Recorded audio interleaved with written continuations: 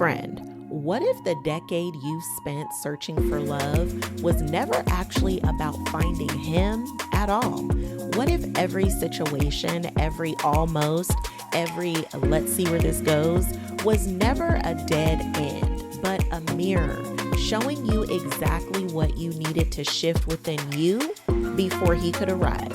What if the whole time you thought you were looking for love was actually looking for you, and it was just waiting for you to get out of your own way? I'm breaking it all the way down for you. The whole decade, all of it. And I promise, by the time we're done, you are never going to look at your dating life the same way again.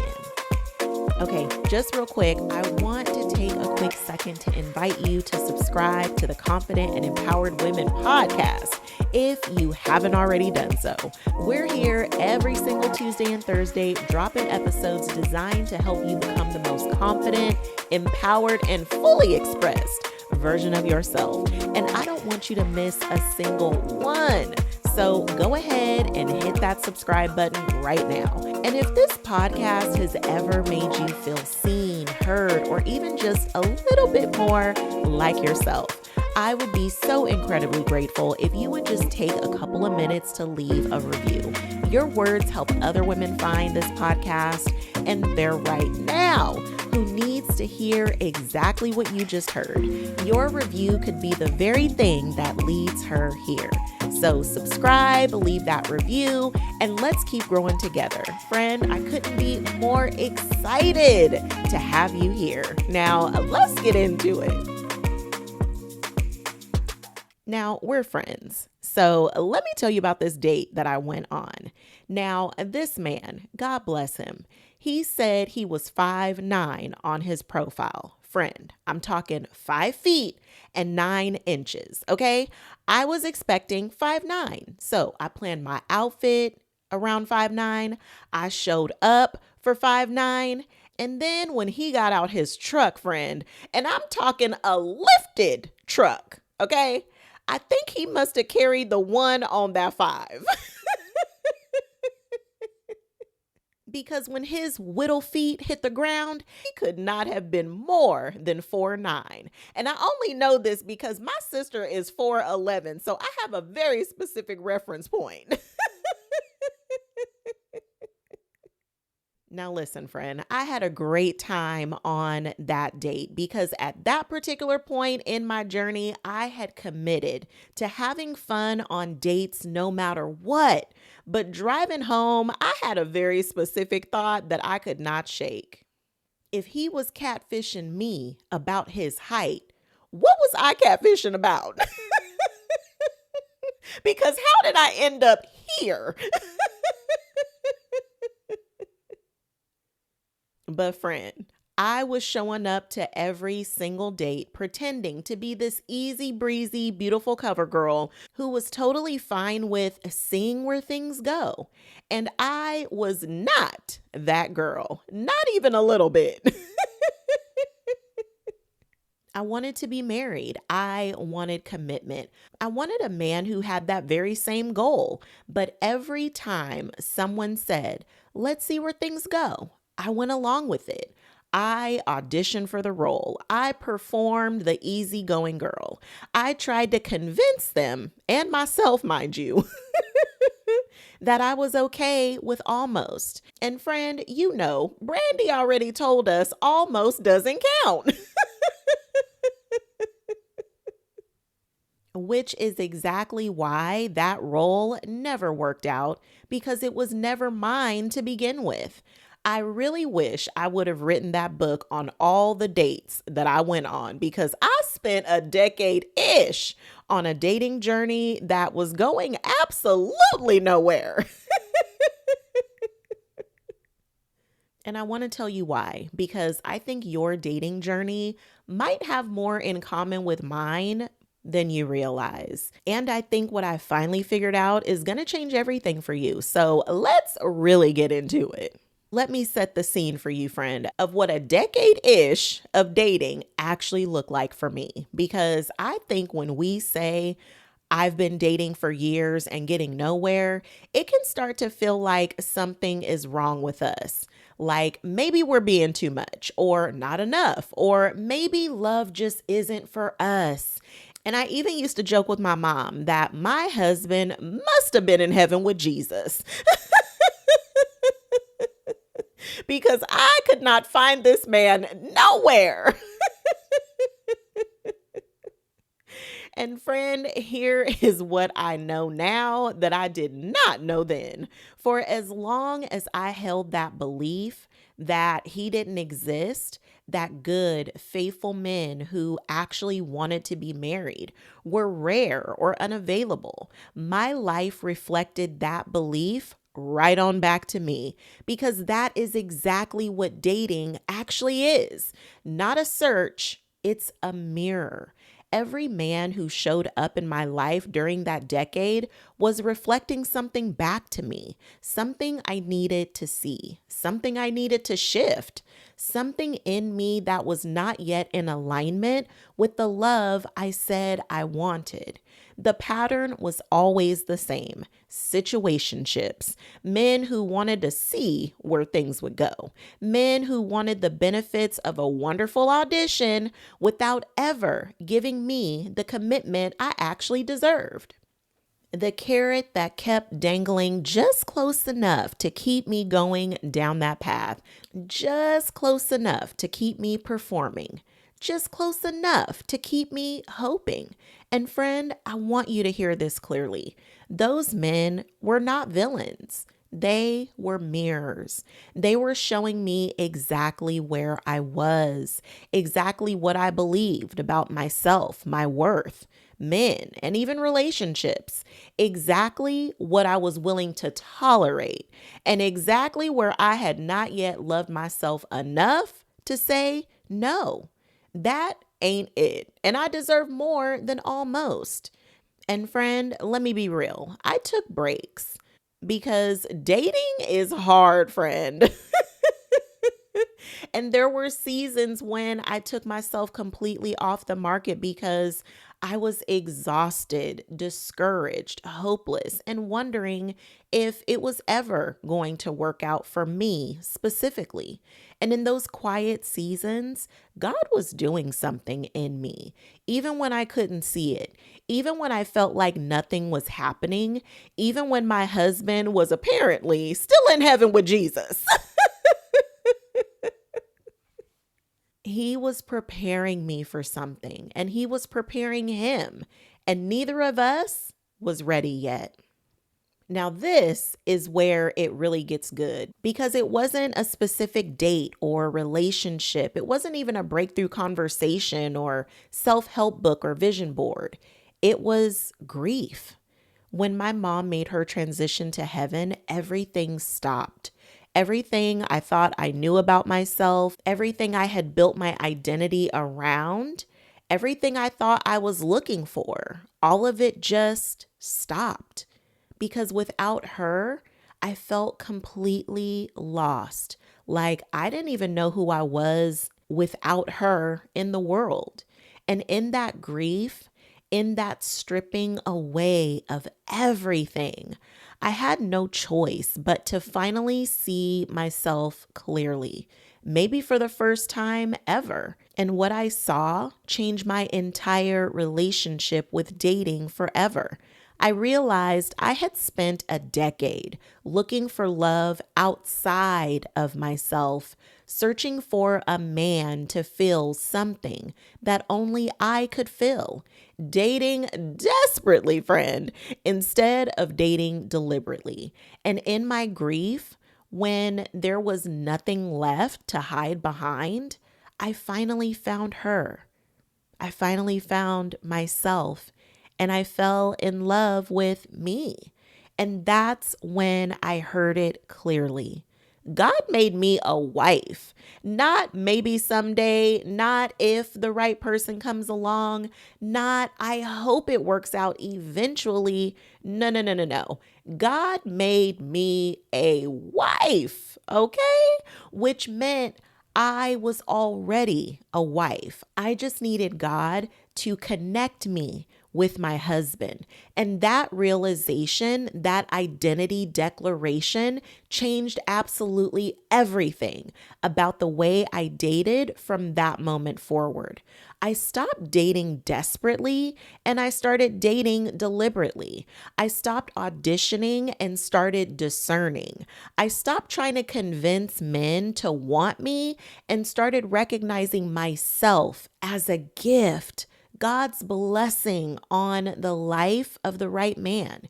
And friend, when you know you are a gift, you stop letting people unwrap you and put you back on the shelf.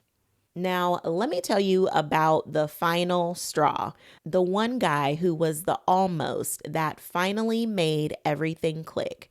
If you've been with me from the beginning, you've heard me share this story before. We wanted completely different things. He wanted companionship. I wanted commitment. And we spent so much time playing the convincing game, each of us trying to get the other to want what the other one wanted. Neither of us was being honest about what was really happening here. He was getting exactly what he wanted: companionship, connection, all of it. And he was purely content. I, on the other hand, was not. But here's the thing, friend. I kept going back to this idea that one of us had to be wrong, that either his goal was wrong or mine was. And I wanted to be right so bad that I almost missed the whole point until I realized I don't want to be right. I want to be happy with the right person. And this one right here, he was not going to give me what I wanted. Not because he was a bad person, but because he was exactly who he was. He was already getting what he came for. And no amount of performing, convincing, or auditioning was going to change that. So I made a decision. I left almost alone so I could be available for all of what God had already said was mine. And this right here, friend, please take note, okay? It was not about him changing. It was about me recognizing we wanted two different things and choosing what I actually wanted over the comfort over what was there and familiar. And shortly after I made that decision, my husband arrived. This wasn't because I finally did everything right. Friend, I had done the work. I shed the desperate. I shed the performing. I declared the identity. And I created space in my heart and in my life for the real thing to land. And he had been doing his work too. We were both in preparation, and in perfect divine timing, we linked up, and it was lovely, aligned, and it was everything. And he didn't need me to show or prove a single thing. He just saw me, all of me, for who I am. And he had to have it, okay? Now, truth be told, here is what I now know that I wish I had known at the beginning of that decade.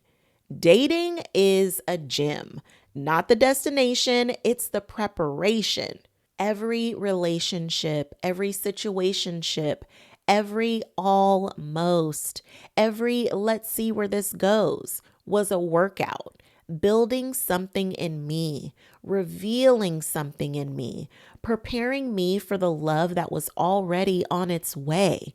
And just like the gym, you don't get results without doing the work. You don't build the muscle without the resistance. And you don't meet the man without first becoming the woman. Because, friend, when you show up to dating with desperate energy, men feel it.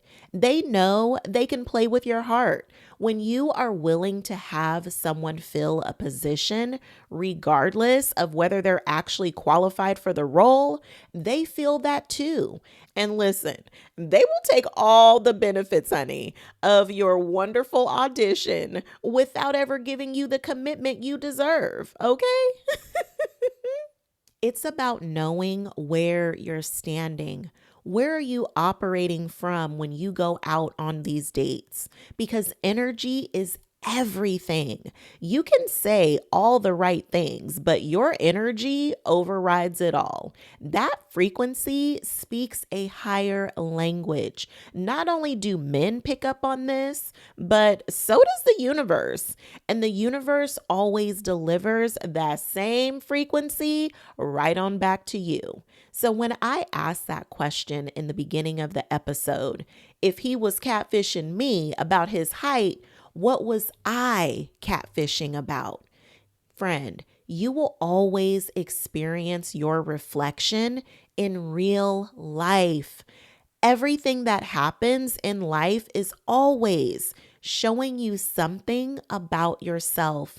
The question to ask is, how did this, show up in my experience?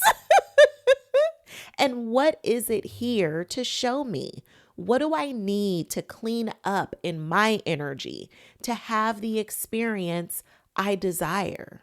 Because when you show up knowing you are a gift, when you show up from the identity of the woman who already has what she wants, when you show up believing, not hoping, wishing, and praying, but believing that the love you desire is already yours, everything shifts to align to meet you there because you stop accepting almost.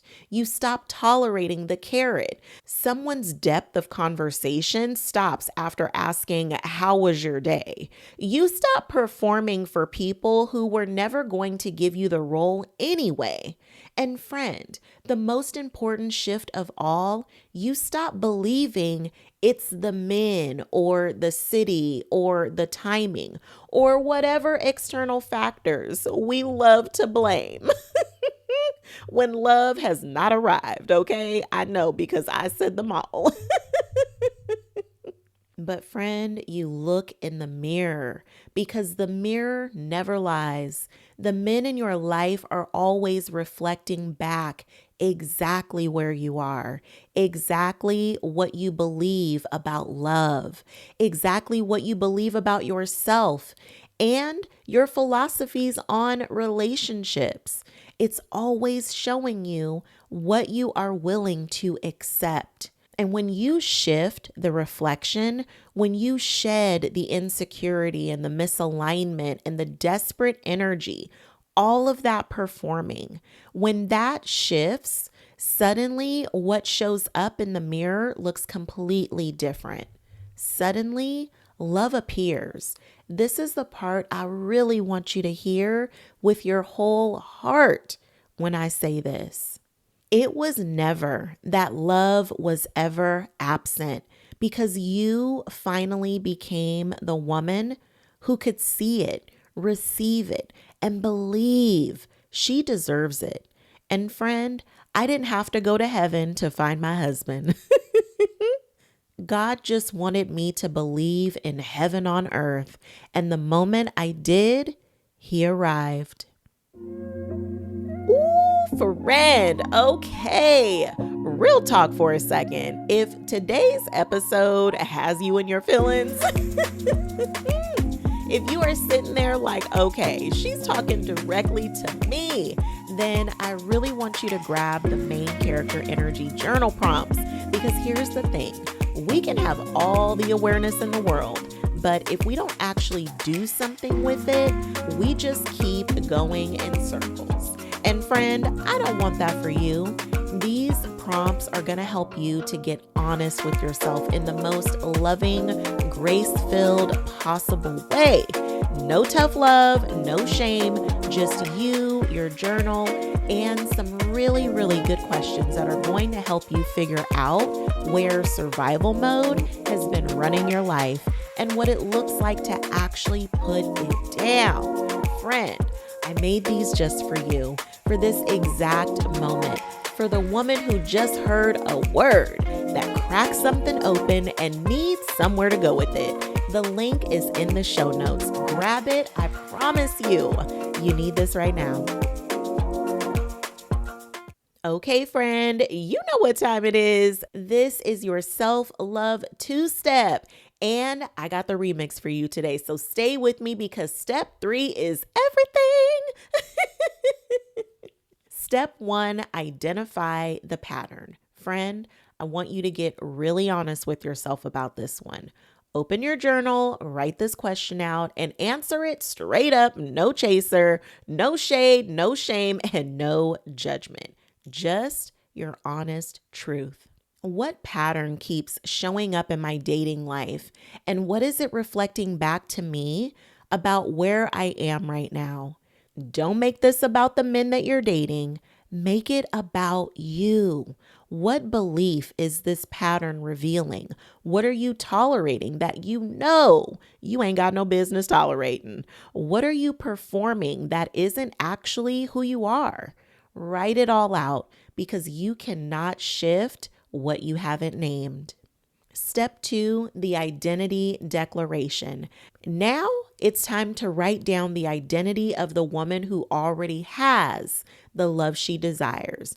Not who you're working toward. I'm talking who you already are. And I really want you to get specific about who she actually is. So finish this sentence in your journal.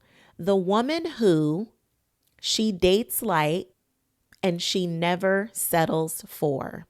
So an example is, I am the woman who loves herself. She dates like a wife and she never settles for less. Ooh, friend, yes. What is your declaration, friend? Write it, say it out loud, and say it until something shifts because the declaration always comes before the evidence. Always. And step 3 is the you step. Get still, get quiet, and ask yourself one question. What is my heart telling me to do next? Not what desperate energy would have you do, not what the woman who is still auditioning would do, but what does the woman who knows she is a gift, who knows God made her for this, do next? That is your next right aligned step, friend. Trust her. She already knows. And remember, friend, if God is not your jam, fill in whom it is that you believe in. Whatever your spiritual belief or belief in higher power is, friend, that is exactly where that goes. This is about you having that connection with whomever it is that you believe is the divine. Now, let me pour into you real quick. And I really want you to sit with this before we close because I really need you to hear this with your heart wide open. The decade was not wasted. Not one single year, not one single date, even the catfishing ones. Not even one single almost. Every one of those was preparing you, building you, stripping away what wasn't meant to stay so that what was meant to arrive could actually find you. So if you are in the middle of your dating journey right now, if you are tired and hopeless and wondering if this is ever going to work out, especially for you, I want you to know something. Your person exists. The love you desire exists. And it is not in heaven with Jesus. It's on the way right now while you're doing the work. Brendan Burchard always says, honor the struggle.